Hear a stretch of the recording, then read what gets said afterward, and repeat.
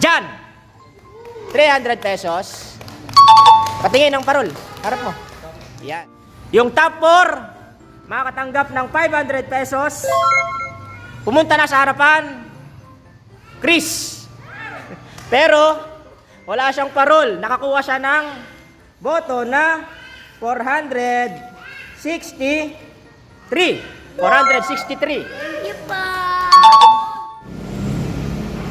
503.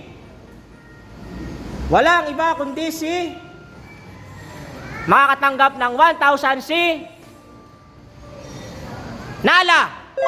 Nala. Uy, magkapatid. Ang galing nun ah. Magkuya. 197. Ang dami. Tapos ang pangalawa ay 552. Ang layo. Ang nanalo ng pinakamagandang parol ay si at makakatanggap ng 3,000 ay si Princess! 3,000.